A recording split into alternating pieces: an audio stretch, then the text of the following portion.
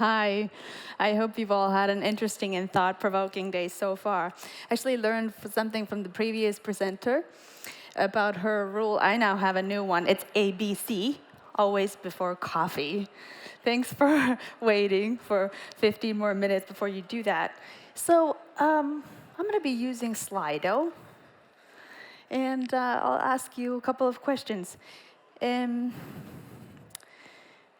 how important is being competent and confident in a business setting to you?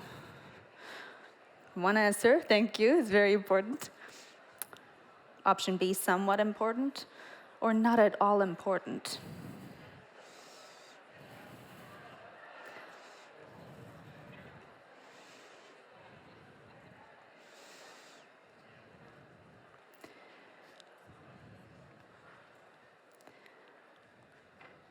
All right.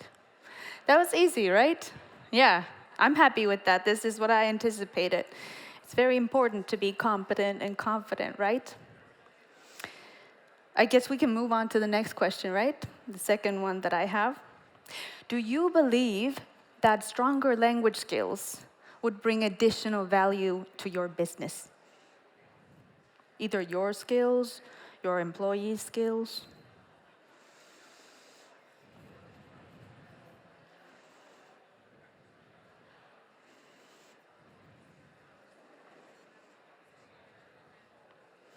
Yeah.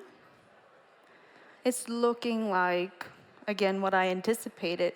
I may have rigged the questions a little. I didn't really think that people would take the third option. So yeah, I'm seeing what I thought that I might be seeing. Confidence is important. Competence is important. And most of us like to think that we could speak English a little bit better, Swedish a little bit better, Finnish, other languages. Good, I'm happy with these results. Why don't we move on to the slides? So today I'll be talking to you about employee engagement and retention, as well as employee integration, and what role language studies play in those topics. See, I'm in a unique position in my work as language center director at Berlitz, Helsinki, in that I speak to a lot of professionals from a wide variety of industries with many different job titles. And those are often very candid conversations. I learn a lot from them, and I thought that I would share with you some of those key points. We might hear quite a different story from them than what you've heard, or that's what's on paper.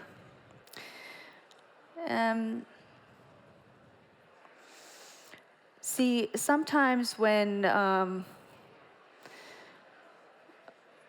in our CV it says that, yes, we're nearly proficient in English, the reality might be a little bit different. We might actually lack the confidence to use the language. One of the most common utterances I hear is, I understand, but I can't speak. Right? And that results in quite uncomfortable situations when you say at workplace. So you start avoiding those situations where you need that foreign language. If you're in that situation, you're gonna feel uncomfortable. And we like comfortable. We like our comfort zone. It's nice and warm on our comfort zone. It's easy. We're smart. We're skilled. We don't like to leave it. But interestingly, research says that 1 in 3 professionals cite boredom as their number one reason to leave their jobs. So we do need challenges. We need to expand, venture out of the comfort zone. And we're going to talk about those increasing challenges as a employee engagement strategy more a little bit later. But let's talk about the bottom line. What do these inadequacies in language skills cost you or your company per year, for example? How do you calculate that? I claim that miscommunication is costly. Let's just think of a situation where someone who doesn't have good enough language skills needs that for work, though. So they're going to need the help of their colleague, right? To translate something, right? To produce something, to interpret, to speak on their behalf. So then you have two people doing one person's job. How many hours like this per week where you work? Per month, per year? What does that time cost you? What might you gain if you or your employees spoke this foreign language at a level they were actually competent and comfortable in?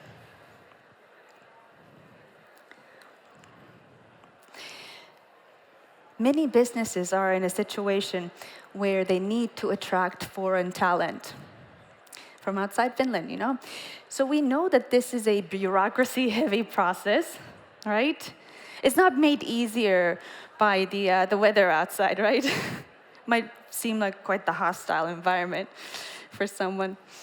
But this war for talent is real, and it's costly.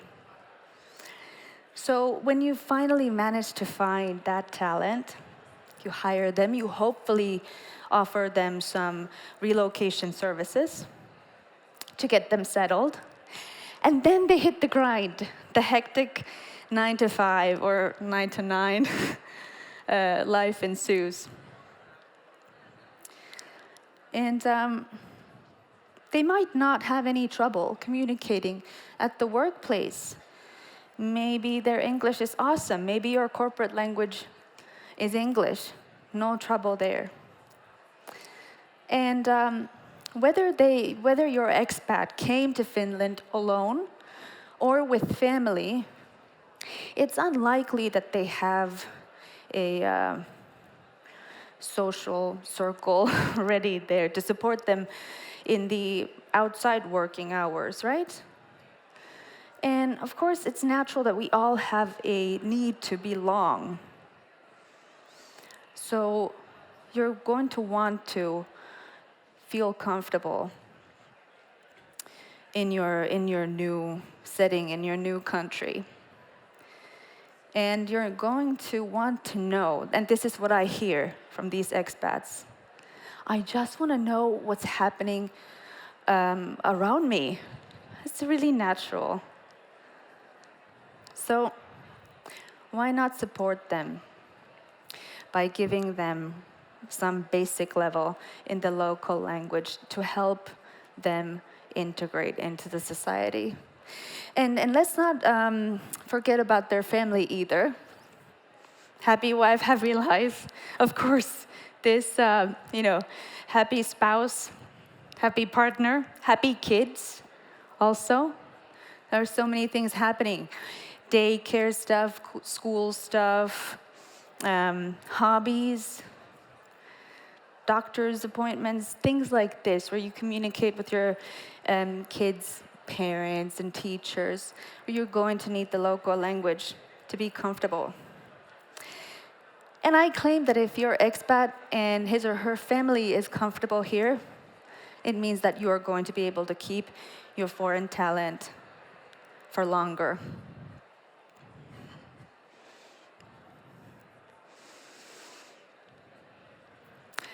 And what I mean by it's nice to be nice, workplaces where the culture is based on compassion and niceness, employees thrive, and they're willing to do their best. So well-being, employee engagement, it's not just a nice thing to have. It's valuable because it leads to profitability as well. No one's going to say no to that, right? In a study conducted by Google, simply put, teams who are nice to each other perform better, and so the company does better. And this is the big realization. Soft skills, finally. are emerging as a crucial competitive edge. And so helping your teams to be more culturally, linguistically competent is a salient idea, I think. And this kind of culture of niceness also work towards employee retention, because while it's hard to find that talent, it's even harder to keep them. Am I right? Let's talk about situations where employee engagement is extremely crucial. Let's say that your business is expanding. They're taking it abroad. Things are changing. Or introducing a new corporate language. Maybe it's because of these expansion efforts. Maybe it's because some documentation needs. Now you're going to want to have everything formal, all the formal documents written in English. Because only 15% of employees worldwide are engaged in their jobs. 15, not 50. It's very shocking. And engaged employees, they're involved in and enthusiastic about and committed to their work and workplace. And highly engaged workforce is up to 21% more profitable.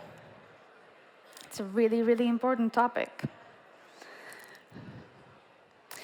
There might be a merger ahead. Soon you'll have employees who speak a different language than you, or managers. Your managers, you're going to be communicating in a foreign or common language with them. Or maybe there's a new opportunity waiting for you. Congratulations on the promotion. But with this new job, you're going to be conducting meetings and presenting in English or German. And you're going to have to sound really smart, just as smart as you are in your native language. You're going to have a wider vocabulary, more phrases, more idioms. You're going to have to be able to bring out your natural charisma and perhaps even be really subtle, eloquent.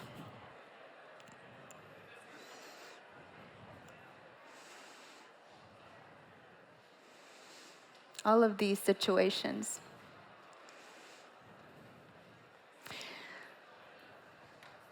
I'm going to finish by talking to you about some real life cases that we've worked with, where people have really had this need to be able to be just as good in a foreign language, just as professional as they are in their native language. I spoke to a Swedish academic just a couple of weeks ago, and he spoke brilliant Finnish. I was like, what's the problem here? And he said, you know what? No, I need to speak just as well, all these academic terms, as my Finnish colleagues. Because, I don't want to appear less intelligent than them. Great. Or a developer from South America, real superstar in his industry, a real investment from the company. But you know what? He could only communicate in his native language. And so the team's common language, English, wasn't an option there. So he needed intensive language studies just to be able to bring out that talent. I have to explain the Toto. We're not in 2010 anymore, I bet. I spoke to a Finnish doctor who said that 10 years ago it wasn't really a problem, that she's not that confident in English.